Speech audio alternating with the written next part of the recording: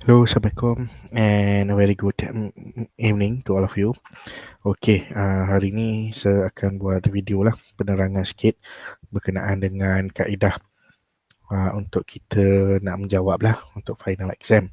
So hari tu saya dah buat satu video berkenaan dengan reminder bagaimana you nak menjawab, bagaimana you nak proses menulis, lepas tu saya ada bagi tips sikit, lepas tu dengan peraturan-peraturan yang perlu you all ikut berkenaan dengan final test dan juga bagaimana submission semua. Dan kali ni, video kali ni adalah berkenaan dengan submission lah, sebab untuk subjek ADS 510 kita akan paper ni adalah 100% writing, bermakna 100% writing. So fakulti telah keluarkan satu makluman serta penerangan lah supaya final test yang melibatkan writing 100% ni 50 dan ke atas perlu satu salinan perlu disubmit ke Turnitin. So video ni adalah berkaitan dengan cara dan kaedah lah bagaimana pelajar perlu membuat dua benda lah. Yang pertama, submit soalan di UFuture, dan yang kedua, submit soalan di Turnitin. Okay, so ini adalah langkah-langkah lah yang setelah orang kata buatkan kepada you all. So bolehlah you all follow langkah-langkah ni, okay, agar memudahkan you all dan juga melancarkan proses untuk kita nak buat final exam nanti pada 8 hari bulan. Okay, so panduan submission panduan submission berkenaan dengan ADS 510. So memandangkan final test soalan semua adalah long essay, di mana semua long essay, so 100 markah, ada 4 soalan, satu soalan 25 markah. So makluman daripada fakulti, pelajar perlu menjawab soalan di ruangan future dan juga pelajar perlu submit satu salinan di Turnitin. Oleh yang demikian, saya dah sediakan panduan lah untuk membantu you all melancarkan proses. Yang pertama, pelajar perlu menjawab soalan di ruangan future. Dalam kolom future ni, yang warna merah ni, so pelajar perlu menjawab lah. So dalam ni lah nanti kita akan marking jawapan-jawapan pelajar. Okay, so bagaimana tips yang saya fikirkan sangat berkesan dan membantu kepada pelajar, khususnya pelajar-pelajar, semua pelajar lah, termasuk juga pelajar yang ada masalah connection. Yang pertama sekali, bila tarikh 8 hari bulan tu, you buka future, tengok soalan dulu, soalan exam. Ada 4 je soalan, okay, you ambil soalan tu, masuk dekat you punya Microsoft Word, buka Microsoft Word, dan pelajar mula menulislah jawapan dalam Microsoft Word dulu. Tulis semua, you dah buat soalan 1, soalan 2, soalan 3, soalan 4, you dah buat semua. And then lepas tu, bila dah siap, you copy soalan jawapan dalam Microsoft Word tu, kan, you dah buat tulis, just copy and then paste dalam ruangan future. Okay, so benda ni akan berkesan lah. Pertama sekali, dia akan menghindarkan daripada jawapan tiba-tiba kalau you all buat dalam future, bila you buat tiba-tiba laptop hang atau ada masalah dari segi connection, jawapan tu takkan hilang. Sebab apa? Sebab you ada backup. So Microsoft buat dalam Microsoft Word ni bermakna you ada backup. Yang paling mudah, dah siap je, you ambil, you copy, you paste. Bila dah paste semua soalan dalam future, you submit future dulu. Okay, once you dah submit future, so Microsoft Word tu masih lagi ada, betul tak? Microsoft Word masih lagi ada dan juga jawapan masih lagi ada. So bila dah selesai semua, dah settle future, so jawapan kat Microsoft Word tu, you all save dalam bentuk format ni lah, format yang saya tulis kat sini ni, file word name lah, nama you, tak perlu nama penuh.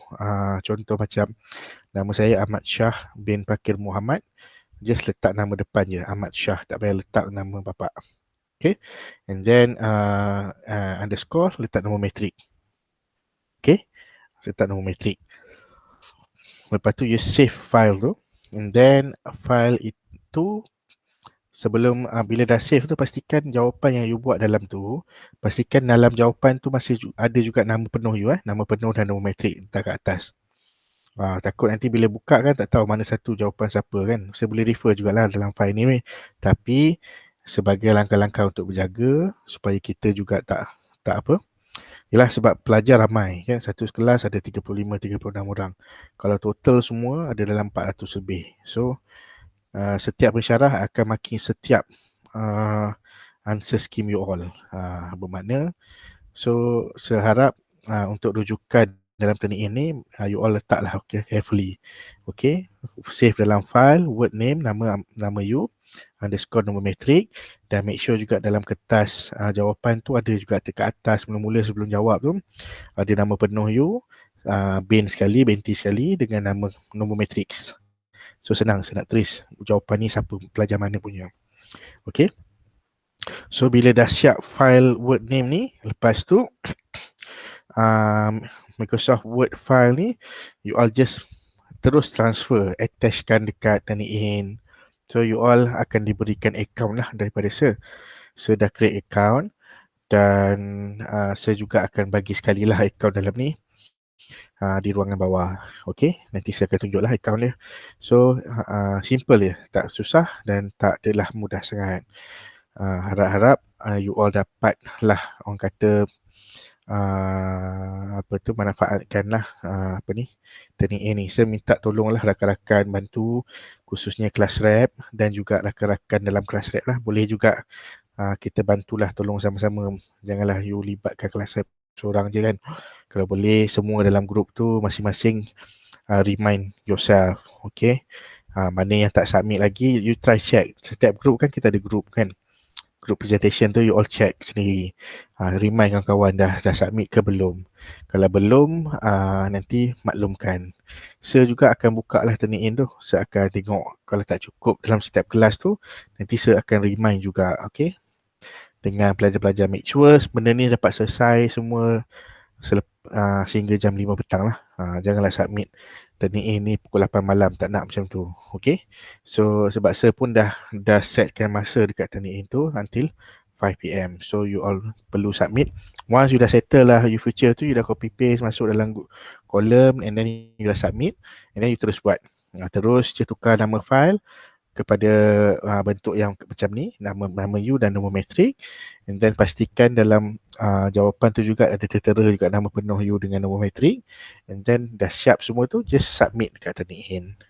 Okay, folder Turnitin saya dah kelaskan ikut kelas masing-masing lah. Okay, so this is the folder. Okay, untuk kelas AM225 4A, tu ada kelas ID and then the key. Key itu key dia lah. Key ikut kelas masing-masing lah. Okay, saya harap you all jangan terlepas pandang dari sudut kelas. Ada kelas bus, ada kelas BCA.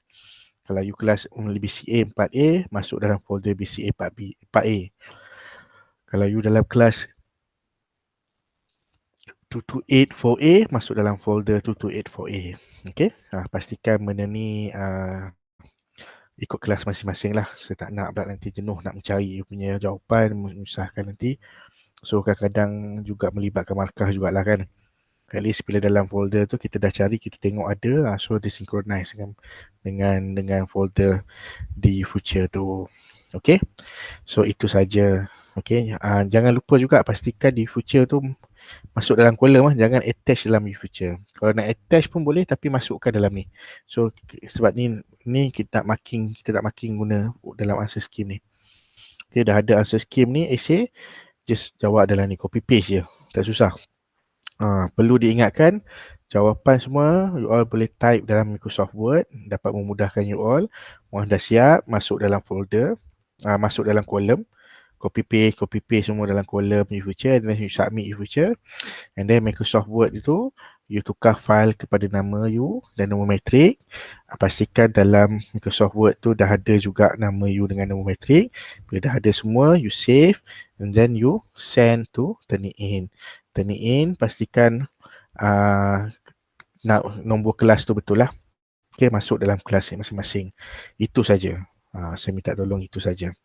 I hope you can help us for making the final exam smooth. Saya doakan sekali lagi good luck and all the best pada semua ya. Assalamualaikum warahmatullahi taala wabarakatuh. Kalau ada apa-apa orang kata masalah ke ataupun tak faham, boleh rujukkan soalan tu kepada kelas rep, dan nanti kelas rep akan tanya kepada sir lah. Okey, apa-apa masalah itu. Okey, itu saja. Assalamualaikum.